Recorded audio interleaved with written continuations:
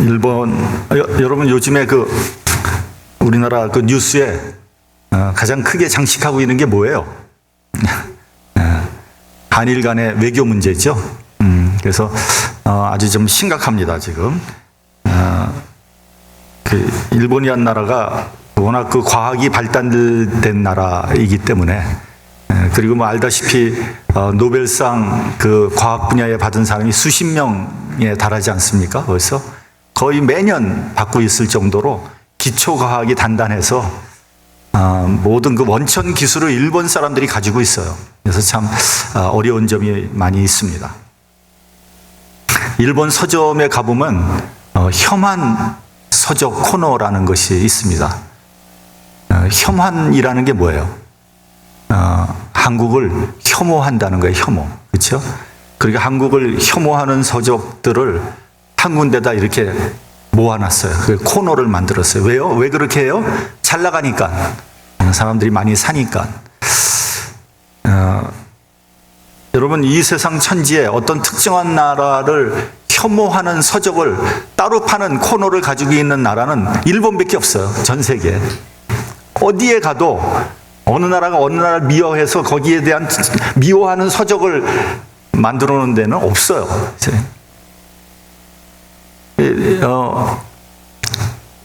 여러분, 이런 모든 분쟁의 원인은 누구에게 있는 거예요? 원인이 우리나라에게 있는 겁니까? 네? 이런 모든 일본과 한국 간의 이런 여러 가지 서로 미워하고 갈등을 일으키고 이런 기본 원인을 누가 제공했어요? 일본이잖아요, 일본. 네.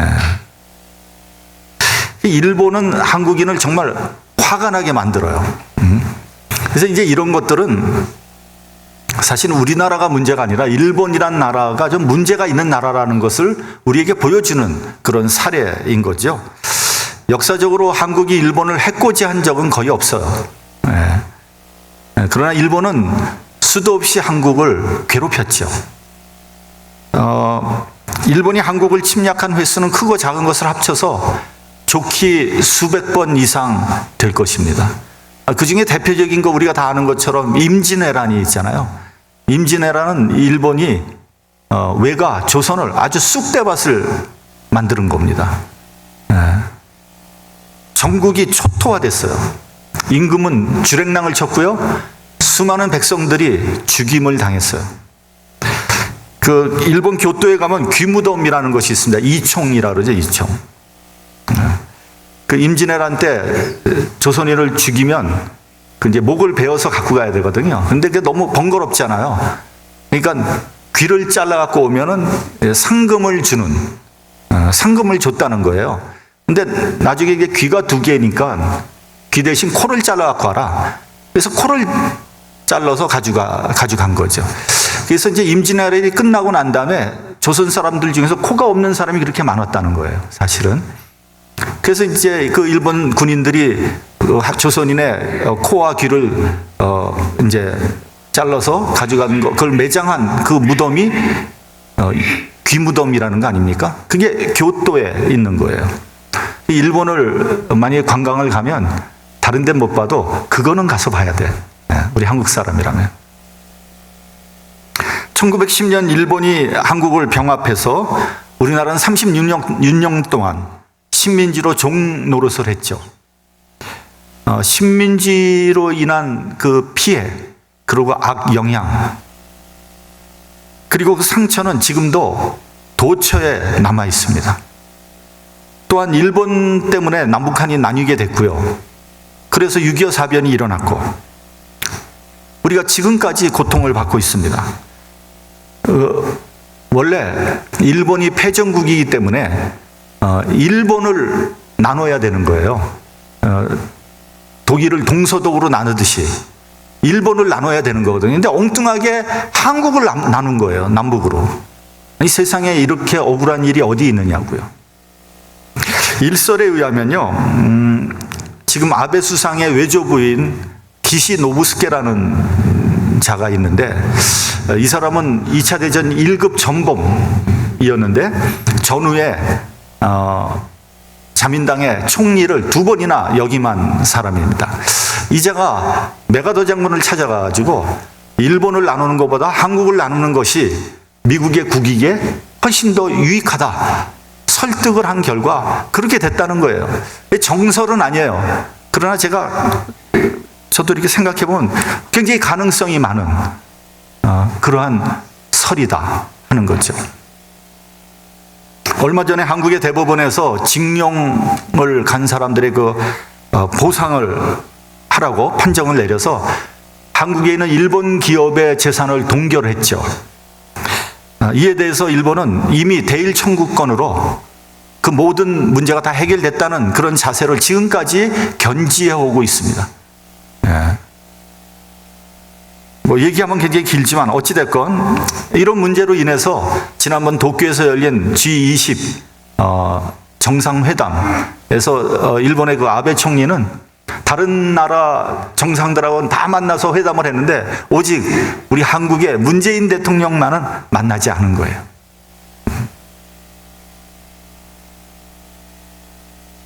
그리고 며칠 전 한국에 대해서 무역 보복을 하겠다고 발표를 했습니다.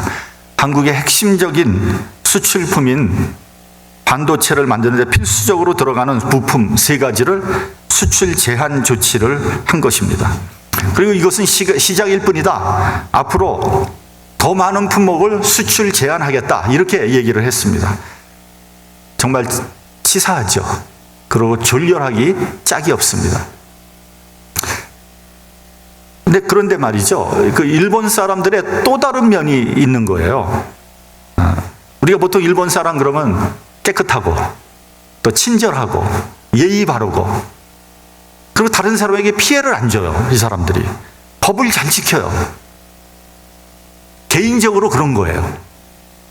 그래서 일본을 여행하는 사람들마다 일본과 일본 사람들에게 아주 홀랑 빠진다는 거예요. 길거리 가는데 너무 깨끗하대요. 예. 그리고 이제 제 친구도 그 일본을 구경하는데 저한테 뭐라 그러냐면 이제 한국은 골목마다 그냥 차들이 쫙 늘어서 있잖아요. 그 차 주차할 데가 없어서 그냥 뭐 골목마다 난리예요. 아파트마다 난리 나잖아요. 근데 일본은 길거리에 주차해 놓은 차가 하나도 없대요. 어디로 그게 다 기어 들어갔는지 하여튼 요소 찾아서 다 집어넣는다는 거예요. 그렇게 길거리에 쭉 늘어서 있고 뭐 이리 밀고 저리 밀고 이런 일은 일본에서는 전혀 상상도 못한다는 거예요. 법을 너무 잘 지키는 거죠. 특별히 서양 사람들이 굉장히 좋아한다는 거죠. 일본은 이중적인 면이 많은 나라입니다. 그래서 일본을 제대로 알려면 그 드러난 겉모습이 아니라 그 본심을 알아야 돼요. 그것을 일본말로 뭐라 그럽니까? 혼내라 그러잖아요. 혼내. 그들이 갖고 있는 진짜 마음이에요. 이 아베가 일본 사람들의 그 진짜 속마음을 그냥 다 드러내 보여준 거예요. 겉으로는 친절하고 예의 바른 것 같지만 속으로는 미워하고 심술을 부리는 그런 것들로 가득 찬 그 속내를 그냥 보여준 거죠. 아마 그들은 속으로 박수를 칠 거예요. 잘한다. 속이 시원하다. 마치 트럼프가 백인들의 속내를 그대로 드러냈잖아요. 그래서 인기가 있는 거 아닙니까? 백인들이 그동안 얼마나 잘못했어요. 아메리카 인디안들, 흑인들한테 뭐 못할 짓을 했죠. 그 소수민족들을 무시하고 차별한 그런 과거가 있으니까 이런 인종차별 이런 문제가 나오면 그냥 미국 사람들 입을 다물고 있는 거죠. 백인들. 할 말이 없으니까. 캥기니까. 근데 속으로는 어떤 생각을 하냐면 야 이거 너무 밀리는 거 아니야? 이거 오히려 우리가 역차별 당하는 거 아니야? 그런데 트럼프가 자기의 있는 속마음을 그냥 속 시원하게 다 얘기를 해주니까 너무 좋은 거예요. 겉으로 표현은 안 해요, 백인들이. 근데 속으로는 너무 좋아하는 거예요. 여러분 저 시골 한번 가보세요. 시골 백인들만 사는데 트럼프의 광팬들이 얼마나 많은지 모릅니다. 여러분 일본 사람들은 조금 심한 편이지만 인간은 누구나 다 이중적인 면을 가지고 있는 거예요. 너나 나나 할 거 없이 다 이중적인 면이 있습니다. 저는 그것을 주관적인 나, 그리고 객관적인 나라고 한번 생각을 해봤어요. 사람은 누구나 주관적인 나가 있고요, 객관적인 나가 있어요. 주관적인 나는 뭐냐면 바로 내 자신이죠. 내 속마음. 아무에게도 보여주지 않는 내 속마음. 혼자 있을 때 나, 그게 바로 주관적인 나죠. 근데 객관적인 나는 다른 사람과 공유된 나, 다른 사람이 나를 어떻게 보고 있는가, 내가 남에게 어떻게 보여지고 있는가, 그게 객관적인 나예요. 그러니까 객관적인 나는 집에서는 아버지고 교회 오면은 뭡니까? 집사님, 또 장로님, 또 목사. 객관적인 나잖아요. 저를 교회에서 목사로 보지 뭐로 보겠습니까? 그렇죠? 근데 주관적인 나는요, 내가 나 혼자 있는데 내가 목사일 척 한 필요 뭐 있어요? 내가 넥타이를 메고 그냥 가볍게 속바지만 나 혼자 있는데 신경 쓸 거 없잖아요. 그게 주관적인 나예요.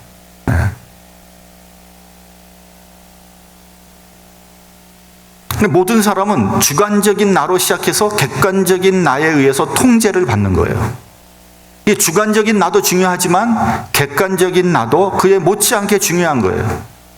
자기만 생각하는 주관적인 사람이 되어서도 안 되겠지만 객관적인 나에게만 관심을 갖고 내가 다른 사람에게 어떻게 보일까, 거기에만 신경을 쓰는 외식하는 사람이 되어서도 안 되는 거예요. 이 두 개의 아이덴티티가 적절하게 합쳐진 존재가 건강한 나입니다. 그게 건강한 거예요. 나만 생각하는 사람이 있는가 하면 남에게만 신경 쓰는 사람, 이거 다 건강하지 않은 거예요. 이게 잘 조화를 이루어야 되는 거죠. 근데 여러분, 건강한 나보다 더 나가서 성숙한 나로 되어야 되겠죠. 건강한 나가 성숙한 나가 되기 위해서는 몇 가지의 요소가 필요한 거예요. 저는 한 3가지 정도를 생각을 해봤습니다. 첫째는 이해의 폭을 넓혀야 돼요. 좀 어떤 일이 있어도 그거 내가 충분히 이해할 수 있어, 이런 사람이 성숙한 사람 아니겠어요? 이해는 어떤 지식적인 차원을 넘어서 사람의, 상대방 마음의 그 중심, 그 깊은 뜻까지 받아들이려는 노력이에요. 예를 한번 들어보죠. 이제 부모가 자식에게 충고를 하고 조언을 합니다. 그렇죠? 얘야 이렇게 해라 이렇게 해라. 그러면 자식들이 잘 들어요? 안 듣죠. 왜요? 이해가 넓지 못하니까. 자기만 생각하니까 안 듣는 거예요. 꼰대가 뭘 알아? 이제 이렇게 생각을 하죠. 부모의 말이 잔소리가 되는 거예요. 그런데 왜 그러냐면 이제 다 차이가 있는 거죠. 세대 차이도 있고 지식의 차이도 있고 경험의 차이도 있고 또 시대적인 차이도 있고. 그러나 부모를 존경하는 마음으로, 사랑하는 마음으로 그 충고를 들으면 이해가 되는 거예요. 왜냐하면 저분은 나보다 인생의 선배잖아요. 그리고 나를 지극히 사랑하는 마음으로 하는 거잖아요. 그렇게 내가 이해를 하면 그 말씀을 충분히 받아들일 수 있는 거죠. 부모의 말을 이해하고 참조만 해도 내가 인생을 사는데 큰 도움이 되는 거예요. 근데 그럼에도 불구하고 부모의 충고를 듣지 않죠. 말을 안 들어요. 그러면 부모는 뭐라 그럽니까? 너도 애 낳아봐라. 네, 그러는 거죠. 근데 진짜 애를 낳아보면 그 부모의 마음이 이해가 되는 거죠. 그때 왜 우리 아버지가, 우리 어머니가 그런 말을 했는지. 벌써 이해의 폭이 넓어졌다는 거죠. 근데 이미 때는 늦었어요. 시간은 다 지나가 버렸어요. 나중에 후회하게 되는 거죠. 둘째는 책임을 지는 거예요. 내가 성숙한 나가 되기 위해서는 책임을 지는 모습을 보여줘야 돼요. 내가 잘못한 것은 내가 져야 할 책임 당연히 내가 져야 되지만 더 나가서 다른 사람의 책임도 함께 지는 거예요. 어떤 사람은 자기의 책임도 안 지려고 그러죠. 자기가 실수를 해놓고 이거 내가 안 그랬는데요? 그럼 대단히 미성숙한 사람이에요. 건강한 사람도 아니에요. 어떤 사람은 다른 사람을 희생양으로 삼고 나는 살짝 빠져나가는 거예요. 그게 아니라 책임을 나도 함께 질 때 그 공동체가 사랑의 공동체가 되는 겁니다. 여러분, 요한복음 11장에 보면 제사장 가야바가 뭐라고 했습니까? 너희는 한 사람이 백성을 위하여 죽어서 온 민족이 망하지 않게 되는 것이 유익한 줄 생각지 아니하는도다. 그러니까 모든 책임을 예수님께 뒤집어 씌우고 그를 십자가에 못 박았잖아요. 그러면 잘 될 줄 알았죠. 그 결과가 어떻게 됐습니까? 민족이 멸망하지 않은 것이 아니라 오히려 망하고 말았죠. 반대로 예수님은 우리의 죄까지 다 뒤집어 쓰시고 십자가에 지심으로써 우리를 구원하셨죠. 그리고 우리를 교회라는 사랑의 공동체의 일원이 되게 하셨어요. 특별히 교회는요, 우리가 모두 책임을 질 때 아름다운 사랑의 공동체가 되지만 책임을 회피할 때는요, 이 세상에 있는 모임보다도 못한 데가 교회라는 데예요. 교회에서 전부 다 책임 안 지고 다 도망가 버리면 교회가 뭐가 되겠습니까? 그건 아무것도 아닌 거예요. 여러분, 요즘 많은 사람들이 대형교회에 몰리는 이유가 무엇입니까? 신앙생활은 하고 싶은데 책임은 지고 싶지 않다는 거예요. 그렇게 골치 아프게 신앙생활 하고 싶지 않다는 거예요. 편하게 하고 싶다는 거죠. 그런 사람을 과연 책임 있는 그리스도인이라고 말할 수 있을까요? 그러므로 그리스도인은 내 책임은 물론이고 남의 책임까지 함께 지는 사람이 성숙한 그리스도인이에요. 그래서 앞으로 교회에서요, 어떤 잘못된 일이 있으면 같이 책임을 지세요. 내가 설사 하지 않은 일이라고 할지라도 그거 우리가 같이 하다 그렇게 됐습니다. 같이 책임을 지는 거예요. 셋째는 배려하는 겁니다. 방관하는 것이 아니라 관심을 갖고 배려하는 사람, 이 사람이 성숙한 사람이에요. 예를 한번 들어보면요, 어떤 사람은 그 말을 할 때도 우리가 최소한 이런 말을 하면 상대방이 어떻게 생각할까? 혹시 상대방이 어려워하지 않을까? 곤란해하지 않을까? 정도는 생각하고 말을 해야 돼요. 근데 어떤 사람은요, 그냥 다른 사람의 분위기, 기분 이런 거 전혀 생각하지 않고 자기 하고 싶은 걸 다 해버려. 다 쏟아내버려. 그리고 뭐라 그러냐면 나는 솔직한 사람이라고 얘기합니다. 여러분, 그건 솔직한 게 아니에요. 그거는 노골적인 거고요. 그건 야비한 거예요. 우리 교회 성도들은요, 어떤 말을 할 때 한 번 더 생각하고 얘기하는 그런 성숙한 그리스도인이 되시기를 바랍니다. 우리 본문 1절을 한번 같이 봉독을 하겠습니다. 본문 1절. 시작. 형제들아, 사람이 만일 무슨 범죄한 일이 드러나거든 신령한 너희는 온유한 심령으로 그러한 자를 바로잡고 내 자신을 돌아보아 너도 시험을 받을까 두려워하라. 어떤 사람에게 범죄한 일이 드러났어요. 근데 여기서 이제 이 범죄한 일이라는 말의 그 원어의 뜻을 보면요, 어떤 고의적이거나 계획적인 그런 범죄를 한 것이 아니라 우발적인 범죄를 얘기하는 거예요. 어떤 실수, 어떤 잘못, 그래서 생겨나는 죄, 이것을 얘기를 하는 겁니다. 그러나 어찌됐건 아무리 실수를 하건 우발적인 실수를 하건 그래서 되어진 죄라고 할지라도 그 책임까지 면제되는 것은 아니에요. 내가 어떤 잘못을 했어요. 그 실수를 했어요. 그러나 그 책임을 누가 져야 되느냐? 본인이 져야 되는 거예요. 모든 잘못에는 책임이 뒤따르게 되는 거예요. 그 책임이라는 무거운 짐을 져야 되는 거예요. 그러니까 여기서 보면 너희가 신령한 사람이라면, 다시 말하면 그리스도인이라면 남의 잘못이나 범죄를 보고 자기 자신을 되돌아볼 줄 알아야 된다는 거예요. 왜냐하면 잘못이나 죄는 그 사람만의 문제가 아니라는 거예요. 나도 얼마든지 그러한 잘못과 죄를 저지를 수 있는 사람이라는 것을 내가 인정해야 되는 거예요. 그래서 나는 결백하고 나는 깨끗하고 나는 죄 없는 사람이다 이렇게 생각하는 사람이라면 그 사람은 벌써 교만한 사람이에요. 그리고 그 사람은 스스로를 속이고 있는 거예요. 요한 1서를 보면 어떻게 되어 있습니까? 만일 우리가 죄 없다 하면 스스로 속이는 자라고 했어요. 또 오늘 본문 3절에도 보면요, 만일 누가 아무것도 되지 못하고 된 줄로 생각하면 스스로 속이는 것이라. 이렇게 되어 있습니다. 누가 누구를 정죄할 수 있겠습니까? 우리는 다 연약한 사람들입니다. 우리 교단에 그 시카고 노회가 있습니다. 시카고에 노회가 둘이 있는데 하나는 미국 사람들, 미국 교회를 중심으로 한 시카고 교회가 있고요. 시카고 노회가 있고요. 하나는 한국 사람들을 중심으로 한 한미 노회가 있습니다. 우리 교단에 속해 있는 한 170여 개 노회 중에서 시카고 노회는 가장 크고 가장 아주 그 돈도 많은 그런 노회 중에 하나입니다. 교회가 한 100개 정도 소속돼 있고요. 그 안에는 아주 큰 교회도 있고요. 교회 재산도 엄청나게 많아요. 근데 이제 시카고 노회에 소속된 그 미국 목사님이 한 분 계셨습니다. 근데 이분은 발언할 때마다 우리 교단이 너무 진보적이고 너무 개방됐다.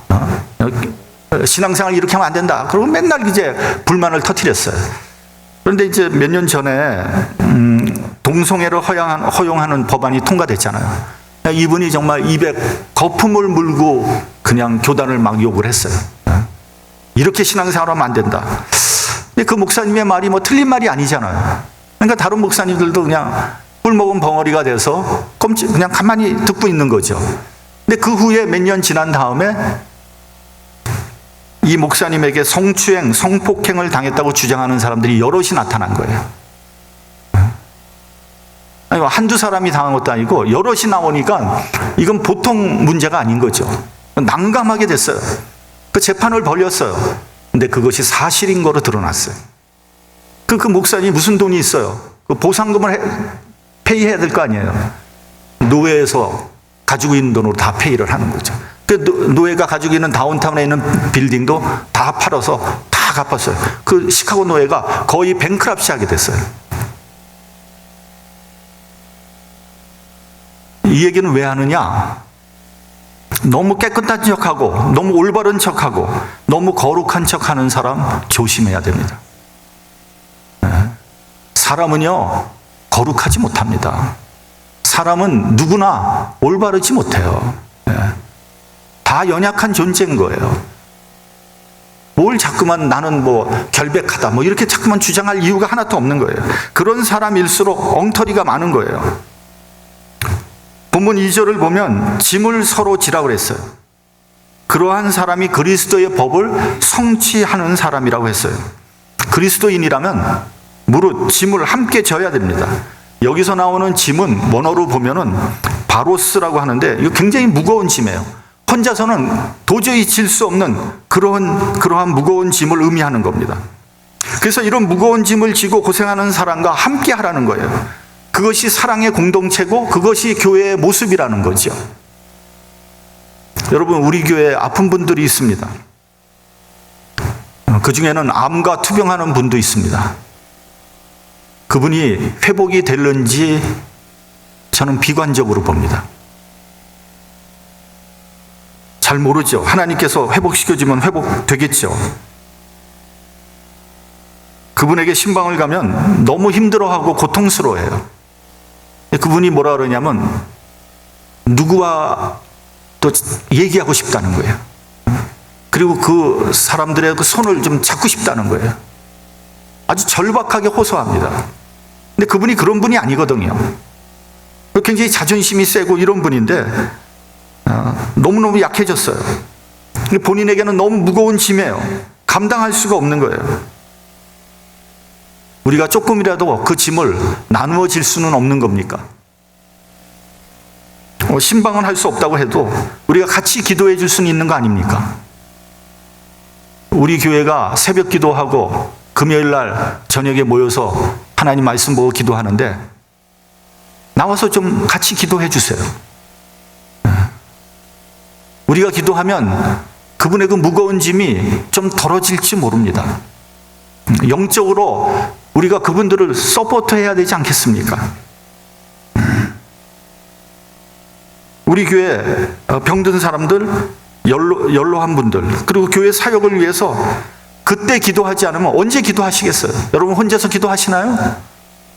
집에서 골방 만들어 놓고 기도하세요? 만약에 여러분들이 그렇게 안 한다면 여러분들은 전혀 짐을 서로 나누어 지는 사람들이 아니에요. 그리스도인이라고 말하기 어렵습니다.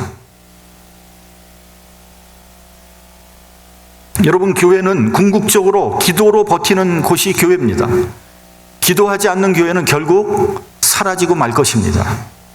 사무엘 선지자는 기도하기를 쉬는 죄를 여호와 앞에 결단코 범하지 않겠다고 했습니다. 저는 여태까지 목회를 하면서 여러분들에게 많은 것을 요구하지 않았습니다. 여러분들 한 번도 제가 푸시하거나 그러지 않아요. 제가 무슨 헌금 내라고 말한 적 있어요? 한 번도 없을 거예요, 아마. 그러나 무거운 짐을 지고 비틀거리는 교우들을 위해서 나와서 기도로 서포트해 주시기 바랍니다. 그게 내가 할 수 있는 최소한의 봉사 아니겠습니까? 우리가 무거운 짐을 같이 져야 하는 이유는요, 그 짐이 나에게도 올 수 있기 때문입니다. 어떤 분이 암에 걸렸어요. 시한부 인생을 살게 됐어요. 이분이 하나님 앞에 엎드려서 정말 불만에 가득 찬 소리로 기도를 합니다. 하나님, 왜 하필 나입니까? 왜 나에게 이런 몹쓸 병을 주셨습니까? 내가 뭘 잘못했습니까? 하나님 앞에 기도하는 거예요. 근데 여러분, 그것은 올바른 기도가 아닙니다. 나라고 암 걸리지 말라는 법이 어디 있어요? 왜 나만 예외가 되기를 바랍니까? 남이 무거운 짐을 지고 고통받고 있다면 나도 그렇게 될 수 있다는 것을 알아야 됩니다. 저 사람과 나는 다른 사람이 아니에요. 동질적인 존재입니다. 그래서 같은 입장에 서는 것이고 같이 공감하는 겁니다. 그래서 중보 기도를 해야 되는 거예요. 나도 저들과 같이 될 수 있는 가능성이 충분히 있는 사람이거든요. 이것이 이해와 배려와 책임을 공유하는 것이고 성숙한 그리스도인이에요. 남은 뭐 어찌됐건 남이 뭐 죽든 살든 나만 살겠다고 하는 사람을 어찌 그리스도인이라고 얘기할 수 있겠습니까? 예수께서는 우리의 죄까지 전부 다 지시고 십자가에 매달리셨어요. 우리는 그런 예수를 따라가는 사람 아닙니까? 저는 목사이기 때문에 장례식을 많이 인도합니다. 제가 장례식을 할 때마다 꼭 하는 소리가 있어요. 지금은 저분이 시신으로 관 속에 누워있지만 언젠가 우리도 하나님께서 부르시는 대로 저 관 속에 눕게 될 것입니다. 이거는 부인할 수 없는 사실이에요. 근데 우리 중에 누구도 그것을 실감하지 못하고 있어요. 마치 나는 죽지 않을 것 같이 말이죠. 우리가 조금 기분 나쁠지 모르지만 우리 모두는 조만간에 똑같은 처지에 놓이게 될 것입니다. 그래서 너무 안타까워하거나 슬퍼할 이유도 없어요. 그분은 나보다 조금 먼저 갈 뿐이에요. 우리는 곧 뒤이어서 따라갈 거예요. 어느 남편이 이제 죽게 됐는데 임종이 가까이 왔습니다. 그러니까 부인이 자꾸만 우는 거예요. 나만 두고 당신 혼자 가면 어떻게 살아요? 어떻게 살아요?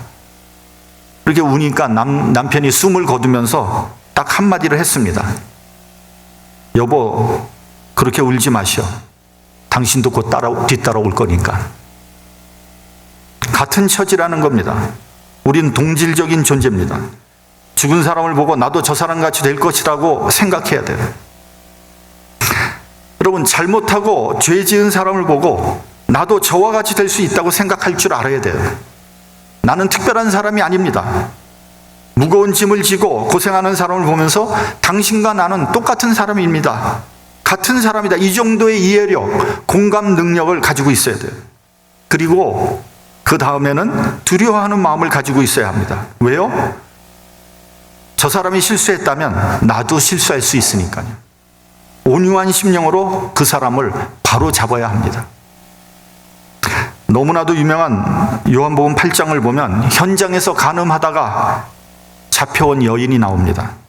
사람들이 그냥 눈을 부릅뜨고 이 여자 죽이려고 돌을 들어서 죽이려고 합니다. 그 얘기는 뭐냐면요, 나는 결백하다는 거예요. 어떻게 그런 죄를 질 수 있습니까? 죽어 마땅하다. 나는 결백하다. 이런 얘기거든요. 그때 주님께서 뭐라고 하셨습니까? 너희 중에 죄 없는 자가 먼저 돌로 치라.